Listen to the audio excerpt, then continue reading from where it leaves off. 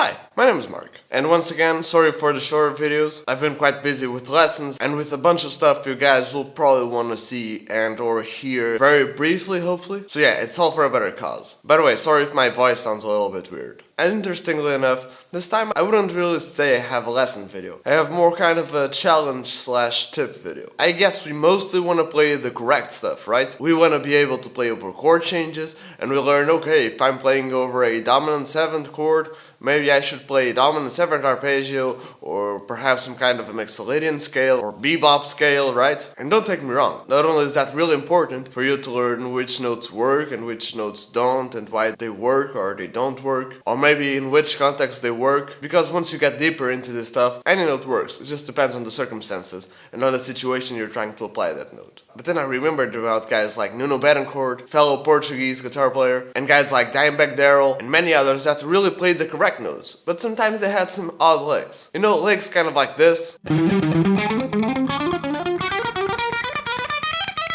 and this,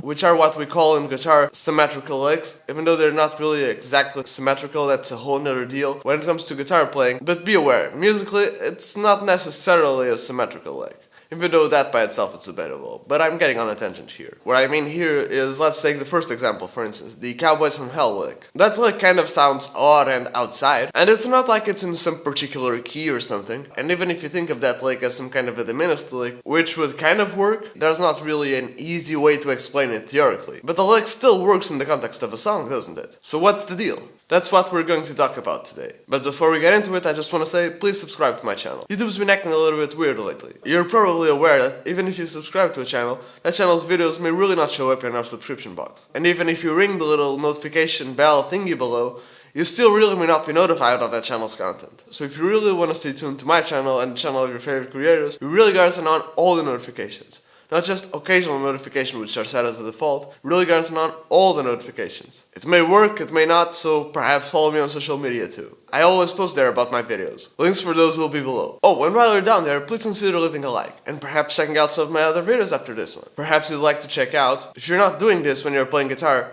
you're probably playing guitar wrong. Or maybe perhaps learn this one riff and learn all of the picking techniques and perhaps get a girlfriend? And lastly but not leastly, how to make scales and create new licks. All of those videos will be on the card section right there, on the annotations of the end screen, and on the description below. So please, stay tuned. Okay, I guess now we can get straight into it. So yeah, let's look at that Dimebag lick we had before.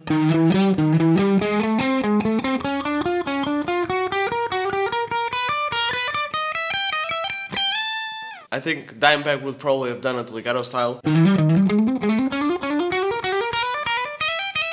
But I like the sound of it picked a little bit more. And if you're a fan of Pantera or Dimebag Darrell himself, he did a lot of these stretchy licks, where he did some type of a symmetrical and not really symmetrical type of a thing. He did something like this in the Domination solo, which is pretty much going up on minor thirds, like. I'm not sure if this is the key it's played in, but for contextual purposes we're kind of in E, or at least we're starting in E, the 12th fret, and then we go to the 15th fret, then we go to the 18th fret, and we basically just do that up and down the strings. And both of those licks kind of give you some kind of a funny sound. By the way, I guess it's a little bit too late now, but some of these patterns involve some really big stretches like this one, which doesn't seem that awkward to do, but at least for me, because I don't really have big hands, and if you have small hands, you should probably try and play these licks with tapping, or perhaps try to play it in a different position. But yeah, I guess I'm probably getting on a tangent. What I kinda wanted to challenge you with this video, as I said before, if you think about it, we kinda do things like, oh, I'm playing over A minor, so I should probably play some kind of an A minor scale, like an A minor pentatonic, and then add those little extra notes. And then I start to play over different chords, and they're like, okay, I'm playing over D major. And then I start to go for those little patterns like. And then you start to explore those more kind of outside sounds.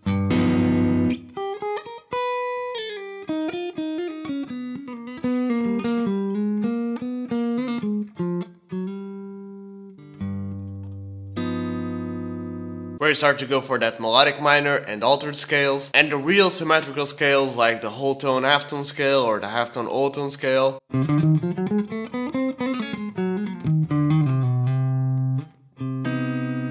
And again, don't get me wrong, that's a really important part of guitar playing, and you should be doing that. But I'm pretty certain that when Dimebag did those licks kind of like, or maybe those kind of Nuno Bettencourt sort of licks like,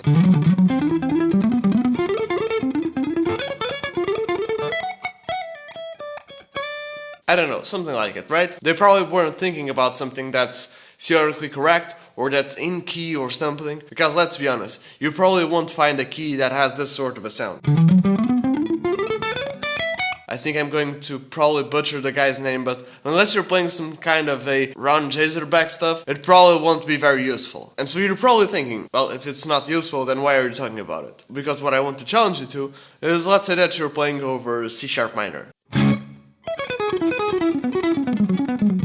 Let's say that you're just messing around or you're warming up and you're like,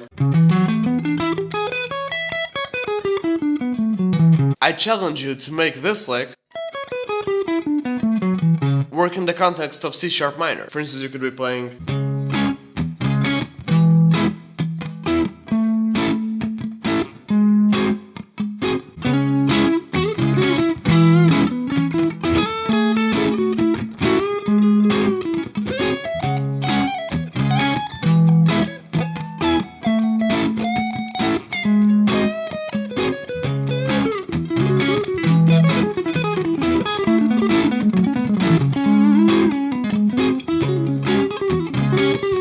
and even if you try to work it into your playing and work it into your improvising and soloing, you may find that